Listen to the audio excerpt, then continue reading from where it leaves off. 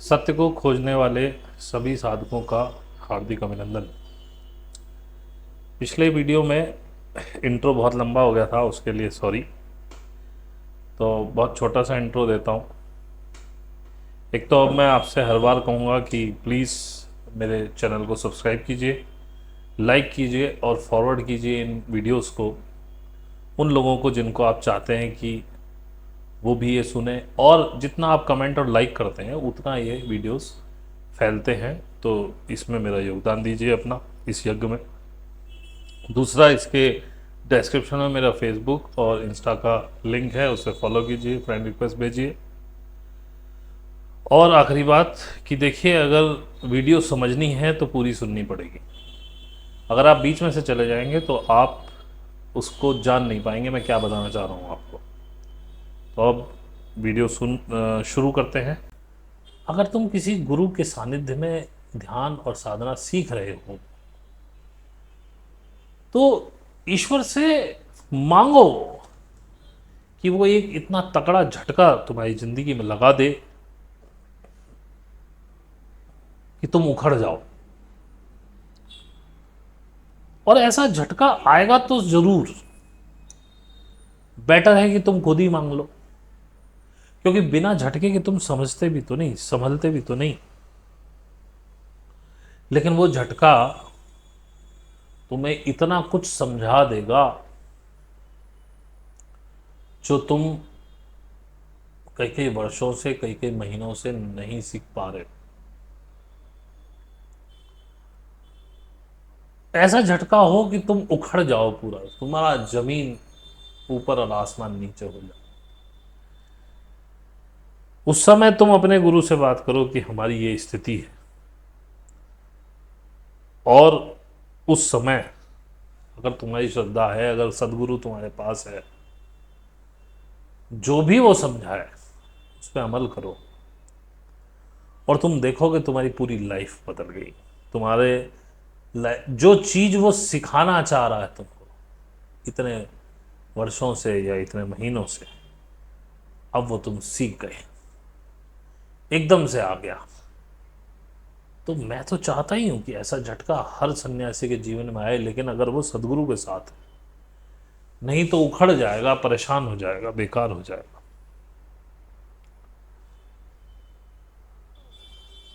हमेशा हर व्यक्ति का एज ए इंडिविजुअल एंटिटी सम्मान करो। चाहे वो तुम्हारा बेटा है, बेटी है, पति है, भाई है, पत्नी है, माँ है, बाप है, कुछ भी। ये मैं हर व्यक्ति के लिए कह रहा हूं। अब तुम्हारे अंदर ख्याल रहता बेटा क्या बेटी क्या, हमने इसे पैदा किया, यही तुम परेशान हो जाते हो। जहां ये भाव तुम्हारे अंदर आता है तो फिर तुम उस पर अधिकार करने लगते हो,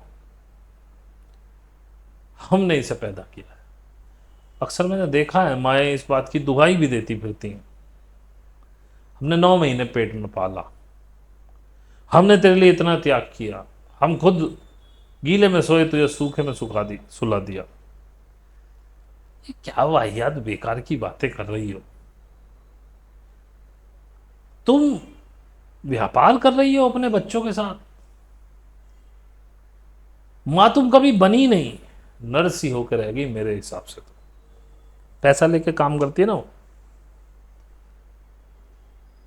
कह क्या रही हो तुमने कभी सोचा?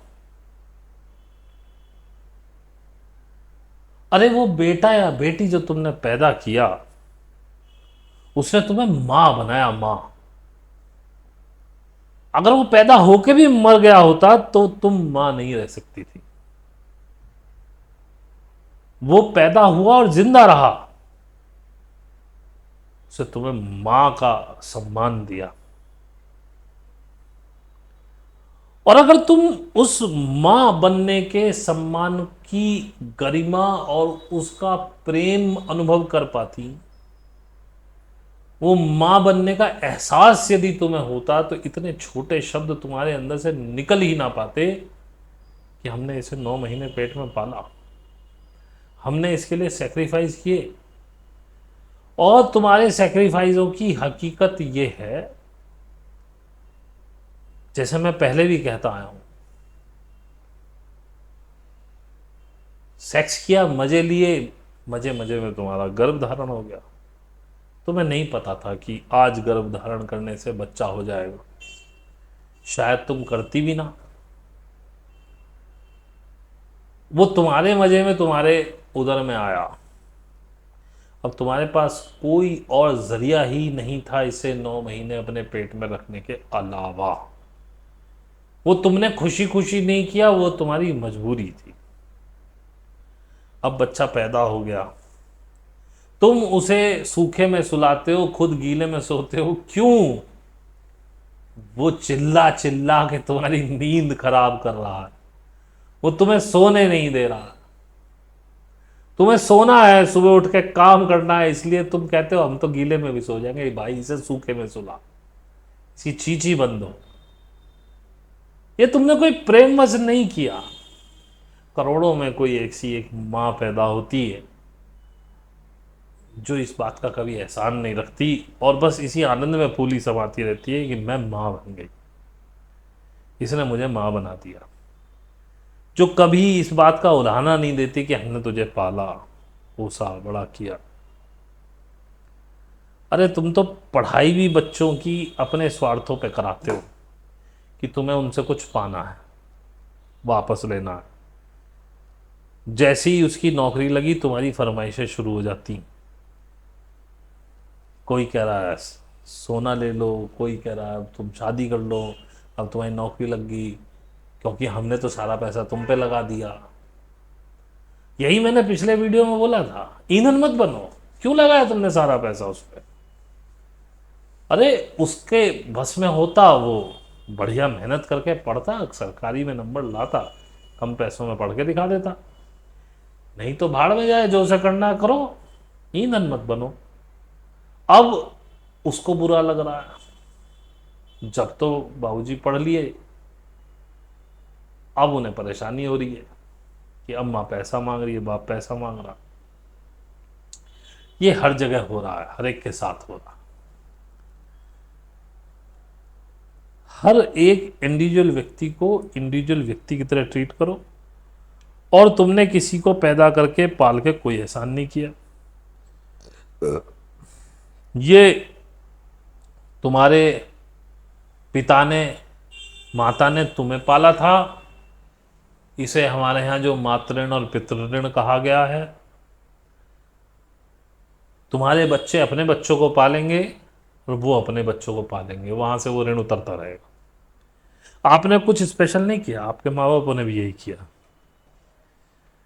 अब उन्होंने भी तुम्हारी तरह अपना हक मांगा होगा, तो वो भी उतने ही निचले स्तर के जितने निचले स्तर के तुम हो। एक जानवर भी बंध के रहना पसंद नहीं करता, तुम बच्चों को बांध रहे हो अपने। एक समय तक उनका ध्यान देना जरूरी होता है भाई, 7-8 साल तक तो कि भाई इधर इसे मत छुओ, यहाँ ये लग जाएगी, यहाँ से गिर सकते हो, इस तरह की बातें होती। 11-12 साल से 14-15 साल तक सिर्फ इतनी देख रेख रखनी होती है कि किसी गलत रास्ते पे तो नहीं जा रहा। और 17-18 के बाद वो अपनी मर्जी का मालिक है, रुकेगा तो वो तुमसे 12-14 साल के बाद भी नहीं। और यही रगड़े हैं घर घर में।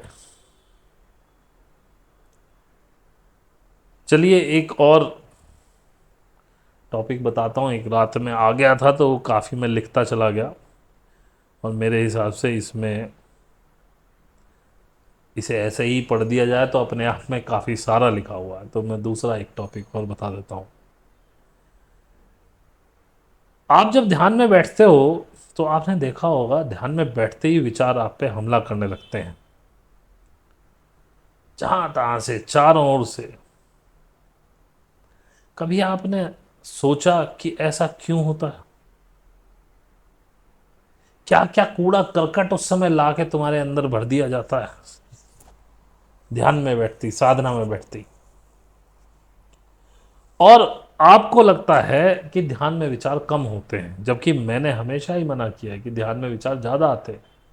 लेकिन अक्सर लोगों की अवधारणा है कि ध्यान में बैठेंगे तो विचार कम हो जाएंगे। होते तो हैं लेकिन उसमें बहुत समय लगता है।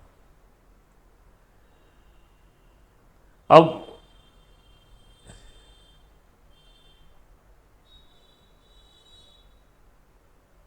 विचार तो कम होने चाहिए आपको ऐसा लगता है, पर ये तो उससे ज्यादा है। जितने ध्यान के बिना आते हैं उससे भी ज्यादा विचार हमें ध्यान में आते हैं, हमने ये देखा है। लेकिन क्यों? इसका उत्तर यह है कि विचार उतने ही होते हैं, लेकिन जब तुम ध्यान में नहीं होते हो तो तुम्हारा इन पर ध्यान नहीं जाता। तुम्हारी इंद्रियां चल रही होती हैं, कहीं तुम्हें कुछ दिख रहा होता है, कहीं से तुम कुछ सुन रहे होते हो, कहीं तुम कुछ खा रहे होते हो, तो अंदर जो उथल पुथल चल रही है उस पर ध्यान ही नहीं जाता। जैसे ही तुम आंख बंद करके बैठ गए, अब ना तुम्हें कुछ दिख रहा है, ना तुम्हें कुछ सुन रहा है, ना तुम कुछ खा रहे हो, इंद्रियां चलनी बंद हो गई, अब अंदर की उथल पुथल दिख रही है। इसलिए ध्यान में विचार ज्यादा महसूस होते होते ये हर समय ही।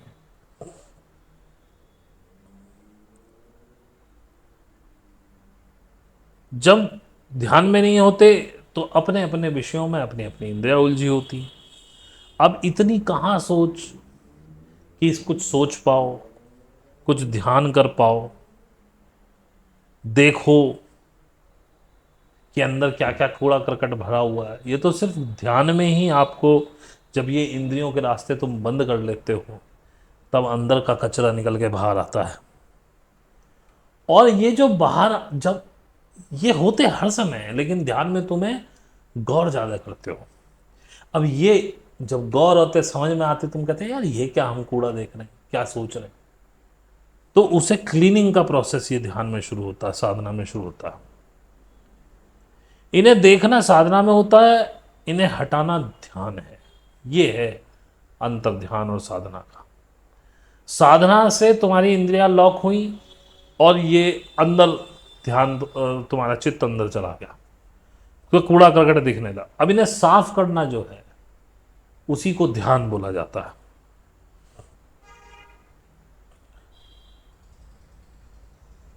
ये तुम खुद कभी कर ही नहीं सकते हो। इसके लिए तुम्हें हमेशा गुरु की आवश्यकता होती ही है, क्योंकि गुरु ही करा सकता है। ये बुद्धि के समझने से नहीं होता, बुद्धि से समझा ही नहीं जा सकता। समझ तो तुम अब भी गए होगे मुझसे सुनते सुनते, लेकिन कर नहीं पाओगे, क्योंकि ध्यान में आना पड़ेगा। और क्या तुम ध्यान पे रह पाते हो? इतना आसान नहीं है। और एक ये भी आश्चर्य है कि ये जो ढोंगी गुरु हैं, इनको अच्छे और सच्चे शिष्य मिल जाते हैं। देखो कैसे वो अपने गुरु के बारे में कुछ नहीं सुनेंगे, तुम्हारी बैंड बजा देंगे, तुम्हारे पीछे पड़ जाएंगे। ऐसे अच्छे शिष्य ऐसे ढोंगी लोगों को मिलते हैं।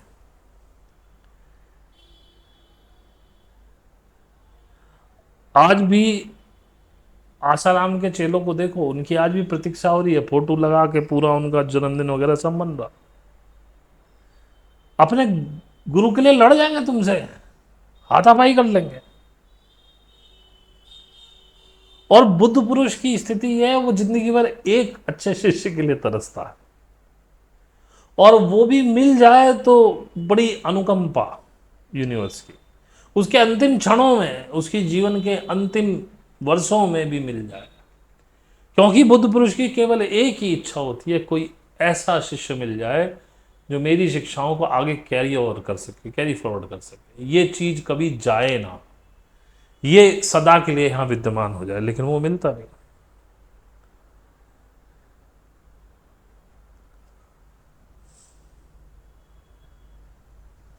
ये तो मैंने बता दिया। और इसमें मैंने आगे लिखा है, ये मेरे विचार आते हैं रात में, बैठा हुआ होता हूं मैं, अचानक से कुछ आ जाता है तो मैं लिख लेता हूं। अब चमत्कार वही करते हैं, करके दिखाते हैं जो कुछ साबित करना चाहता है।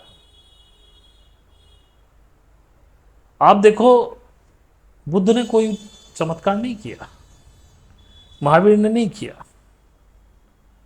बुद्ध के पास एक महिला आई, उसका बच्चा मर गया, बड़ी दुखी थी।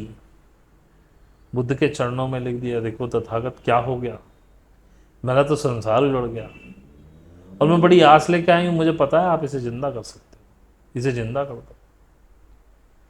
बुद्ध बोले ठीक है माता, मैं कर दूंगा, बस एक काम करना पड़ेगा, मुझे एक मुट्ठी सरसों के बीज ला दो। उसने कहा बुद्ध ये बहुत आसान है, ये तो पूरा गांव सरसों की खेती करता है, हर घर में सरसों के बीज हैं, मैं भी ला देती हूँ। बोले नहीं एक शर्त है। बोले हाँ बताओ। बोले ऐसे घर से बीज लाना जिसके घर में कभी कोई मरा ना हो। बुढ़िया बड़ी खुश कि अब मेरा बेटा जीवित हो जाएगा, भागने लगी। सुबह से शाम होगी मांगते मांगते, जिस दरवाजे जाए उन्होंने कहा जी हमारे परिवार में तो बहुत लोग मरे हैं, पता नहीं कब से मरते आ रहे हैं। ऐसा होते होते जब शाम हो गई तब उसे समझ में आया कि अरे मृत्यु तो निश्चित है, ये तो बुद्ध ने मेरे साथ खेल किया। पर मुंह पर मुस्कुराहट आई, बुद्ध के पास पहुंची कि बुद्ध मुझे माफ कीजिए, लेकिन आपने ऐसे समय पर मेरे साथ मजाक किया। तो बुद्ध ने कहा कि माता मजाक सोचो, क्या मैंने किया तुम्हारे साथ? तुम कैसी मेरे पास याचना लेकर आई? अगर इसे जिंदा कर भी दिया जाए तो भी ये मरेगा ही। ये तो आज कोई आज मरना है, कोई कल मरना है। तो बुढ़िया बोली हाँ मेरे समझ में आ गया कि अच्छा हुआ ये मर गया, मैं दुखी हूं, अगर मैं मर जाती तो ये दुखी होता। और उसने बुद्ध से दीक्षा ग्रहण करी उससे। तो इन लोगों ने कभी चमत्कार नहीं दिखाया, इन्होंने कुछ साबित नहीं करना था। जीसस को सूली हुई तो उनके शिष्यों को लगा कि ये तो परमेश्वर का पुत्र है, ये तो इसको कुछ होगा नहीं। और जो उसका विरोधी थे वो भी यही कहते थे कि अगर इसे कुछ, ये परमेश्वर का पुत्र है तो इसे कुछ होगा नहीं। अब जब जीसस मर ही गए तो शिष्यों को बड़ा आघात हुआ, क्योंकि वो तो सोच रहे थे कि इसे कुछ होने वाला नहीं। और विरोधी ने कहा देखो हमने तो कहा ही था ये बेवकूफ बना रहा है। शायद जीसस चमत्कार कर सकते थे, लेकिन परमात्मा के होने का इतना ज़्यादा भाव था, उन्हें कुछ साबित नहीं करना था, इसलिए उन्होंने कोई मदारीपन नहीं दिखाया, बुद्ध ने नहीं दिखाया। ऐसे बहुत सारे और बुद्ध पुरुष हुए जिन्होंने कभी नहीं दिखाया।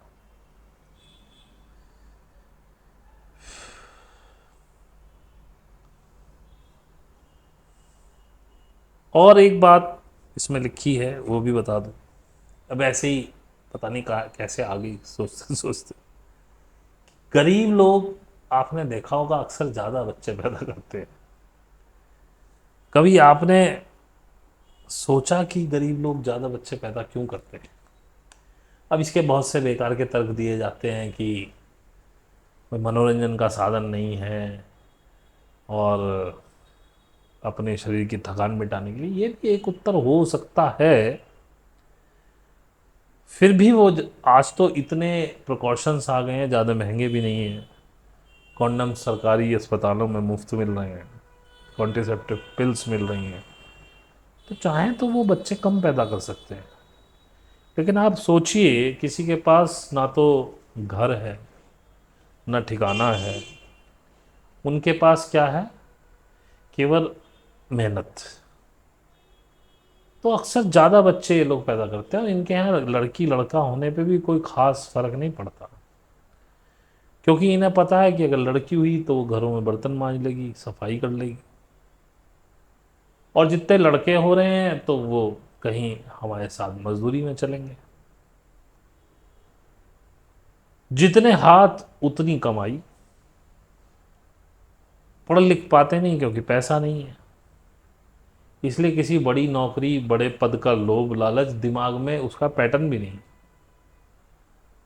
तो अगर एक घर में 6 बच्चे पैदा हो गए तो 6 कमाने वाले हाथ हुए।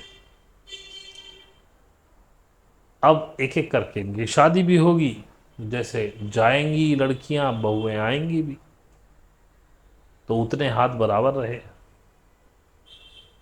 और जब माँ बाप बूढ़े हो जाएंगे तो इन्हीं हाथों से खाना खाना उनको, उनके पास कोई संपत्ति नहीं। और कमेरा वर्ग में पिछड़ा अति पिछड़ा दलित, इनमें अक्सर ज़्यादा बच्चे इसीलिए होते हैं क्योंकि उनको कमाने वाले हाथ चाहिए,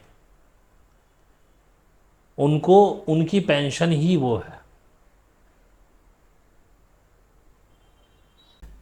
अगर आप आखिर तक रुके हैं तो मैं एक बात और कह दूं, 19 तारीख को हमारी एक दोपहर 2 बजे से पौने 2 बजे से उसमें एंट्री शुरू हो जाएगी। दोपहर 2 बजे से लाइव मीट है जिसमें आप कोई भी आ सकते हैं, ओपन मीट है। उसके लिंक्स हमारे चैनल्स पे, फेसबुक पे, इंस्टा पे सब चल रहे हैं। और 19 तारीख को आप हमसे जुड़िएगा। आपके जीवन में जो भी सवाल हैं आपके, उल्टे सीधे नहीं, केवल आपके जीवन की किसी परेशानी से रिलेटेड, आप पूछ सकते हैं। आपको अच्छा लगा हो तो लाइक कीजिएगा, सब्सक्राइब कीजिएगा, शेयर कीजिएगा। आपका बहुत बहुत धन्यवाद यहाँ तक मुझे सुनने के लिए। Thank you very much.